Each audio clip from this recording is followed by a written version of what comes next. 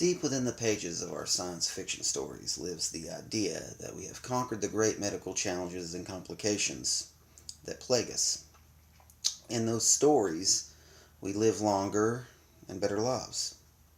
But we have seen science fiction become science fact before. In this speech, I will show why cloning, while seeming like science fiction, to many could become science fact and help us conquer those great medical challenges and complications we face today. Throughout this speech, I'll explore the current state of cloning research around the world, the potential benefits of human organ cloning, and how one of the biggest hurdles in cloning research is public opinion. I'm not a scientist, a researcher, or a science fiction writer, but those credentials are not what necessarily make one credible. Because currently one of the biggest hurdles is not the science or the research, but public opinion, which acts to hold back helpful legislation and studies that could spur a space race-like fervor for human organ cloning. The topic of cloning sparks the imagination, often with hope or with horror. But what is the reality of cloning in 2016? Currently, pet cloning is active in South Korea, and people travel from all over the world to use the service. Writing for TheGuardian.com in 2015, Diane Taylor recounted the story of human cloning in Seoul, South Korea. SOAM, which is the leading laboratory in the world for dog cloning, has produced more than 700 dogs for commercial customers. Taylor continued, there are currently no regulations on the cloning of pets, though the cloning of human beings is illegal. And in August, the European Parliament voted to outlaw the cloning of farm animals. The cloning process is not easy, and thus it is not cheap. Taylor reported the service at $100,000 per pet. Taylor writes that the lead scientist for SOAM, Woo-Suk Wang, she recounts how Wang is no stranger to controversy after claiming in 2014 that Wang and his team, had created human embryo stem cells from cloned human embryos. However, Taylor writes, ultimately they delivered false claims and received a 2-year suspended sentence after conviction for embezzlement and violation of bioethics. With characters like Wang and processes like pet cloning leading the headlines and newscasts, cloning may seem to many as Dr. Frankenstein-like science fiction. But the realities of the cloning have sparked real policies that deal with its implications. According to the FDA, retrieved from the FDA.gov article titled Issues Documents on the Safety of Food from Animal Clones, after years of detailed study and analysis, the Food and Drug Administration has concluded that meat and milk from clones of cattle, swine, and goats, and the offspring of clones from any species traditionally consumed as food are safe to eat as food from conventionally bred animals.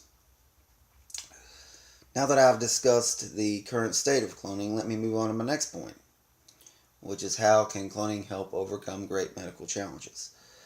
When many receive the diagnosis of heart failure, kidney failure, liver failure, or a litany of other such organ failure diagnoses, they are faced with a long path that is filled with a lot of uncertainty.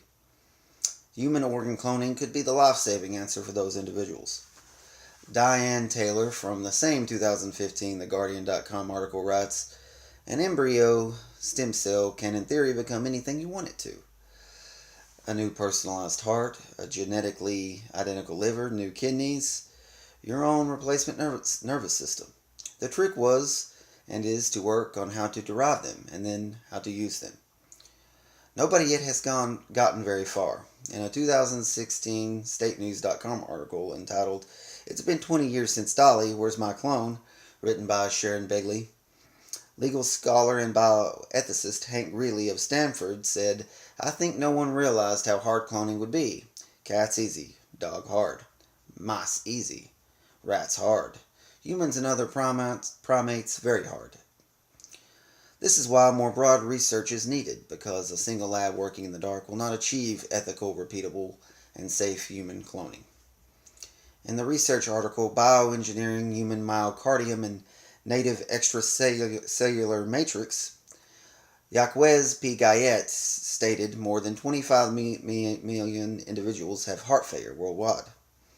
With 4,000 patients currently awaiting heart transplantation in the United States, donor organ shortage has real limitations, with only 2,500 hearts transplanted each year. Now that I've discussed potential benefits of human organ cloning, let me move on to my next point, which is how public opinion can shape policies to spur research and development.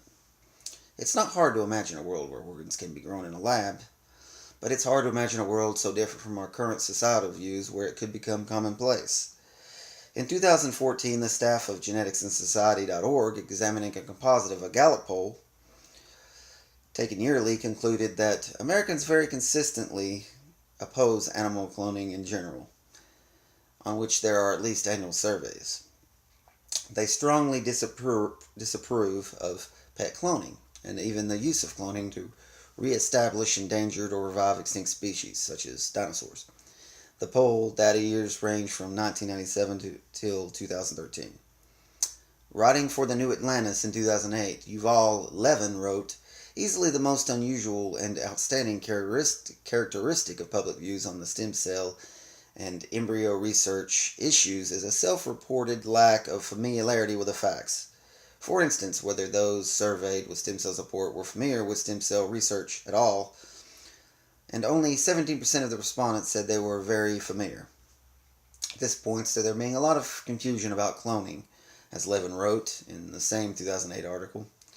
As long as ethical principles and biomedical advances are in tension, it's hard to see how the deep internal contradictions in public attitudes could resolve themselves.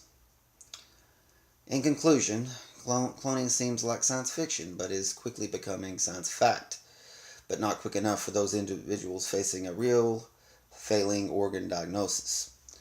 To move the conversation forward, we needed individuals to become more educated about cloning, so that their ethical concerns can be on solid ground and not science fiction. I've discussed how cloning is becoming more prevalent and how it can help us conquer the greatest medical challenges we face today.